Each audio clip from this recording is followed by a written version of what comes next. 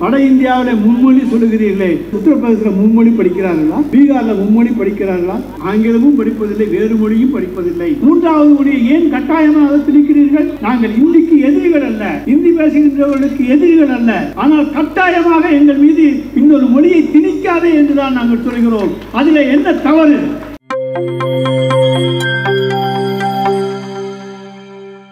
மும்மொழி திட்டத்தை அமுல்படுத்தாதே என்று சொல்லி எங்களை பொறுத்தவரை எங்களுக்கு வேண்டாம்.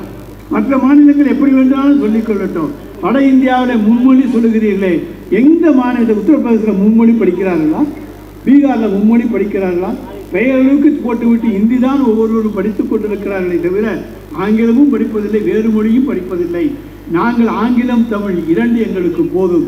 எங்களுக்குள்ளே எல்லாவற்றையும் புரிந்து கொள்ள தமிழ் போதும், தொடர்புக்கு ஆங்கிலம் போதும் என்று சொல்லுகிறோம். அதிலே என்ன தவறு இருக்கிறது? இன்னும் சொல்ல போனவையானால் சைனாவையும் ஜப்பானையும் எடுத்துக்கொண்டீர்களானால் ஜப்பானில் ஜப்பானிய மொழி தான் பேசப்படுகிறது, சைனாவில் சைனா மொழி தான் பேசப்படுகிறது, சீன மொழி தான் பேசப்படுகிறது. ஆனால் அவர்கள் இன்றைக்கு உலகமே வியக்கும் அளவுக்கு தொழில்துறையிலே முன்னேறி இருக்கிறார்களா இல்லையா?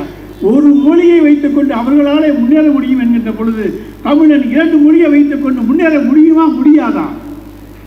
இன்றைக்கு வெளிநாட்டில் இருக்கக்கூடிய இந்தியர்களை பார்த்தீர்களேயானால் தமிழ்நாடு தமிழர்கள் இன்றைக்கு இந்தியாவுக்கு பெருமை சேர்த்து தரக்கூடியவர்களாக உலக நாடுகளிலே இன்றைக்கு ஒளி வீசிக் கொண்டிருக்கிறார்கள் என்று சொன்னால் அதற்கு இந்த இருமொழி கொள்கைதான் காரணமே தவிர வேறொன்றுமல்ல.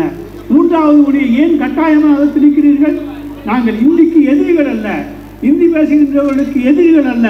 ஆனால் கட்டாயமாக எங்கள் மீது இன்னொரு மொழியை திணிக்காதே என்றுதான் நாங்கள் சொல்கிறோம். அதில் என்ன தவறு? எனவேதான் இந்தியை திணிக்காதே. நாங்கள் எந்த விருப்பமும் எங்களுக்கு இருமொழி கொள்கை போதும். அதற்காக நீங்கள் இப்போ 2,900 கோடி ரூபாயை நிறுத்தி இருக்கிறீர்கள். நிறுத்துங்கள். அதையும் தாங்குகிற சக்தி தமிழனுக்கு உண்டு, எங்களுடைய முதலமைச்சருக்கு உண்டு. தாங்குவார், தாங்கி பிடிப்பார், தமிழர்களை காப்பாற்றுவார். தமிழகம் கல்வியிலே முன்னேறிய மாநிலமாக மாற்றி காண்பிப்பார். இன்றைக்கு நிதிநிலை அறிக்கையிலே அதிகமான தொகை ஒதுக்கப்பட்டிருப்பது பள்ளிக்கல்வித்துறைக்குத்தான் என்று சொன்னால் ஆரம்ப கல்வியிலே நாங்கள் எந்த அளவுக்கு அக்கறை எடுத்துக் கொண்டிருக்கிறோம் என்பதற்கு அது ஒரு எடுத்துக்காட்டு. உயர்கல்வி படிக்கின்றவர்களை உற்சாகப்படுத்துவதற்காக புதுமைப்பு திட்டம், தமிழ் புதல்வன் திட்டம் 1000 ரூபாய் தந்து இன்றைக்கு கல்லூரிக்கு செல்கின்ற மாணவர்களுடைய எண்ணிக்கையை உயர்த்தி இருக்கின்றோம். இந்தியாவிலேயே 41% பெண்கள் வேலை பார்க்கிற ஒரே மாநிலம் தமிழ்நாடு. இதெல்லாம் எங்களாலே சவால் விட்டு சொல்ல முடியும்.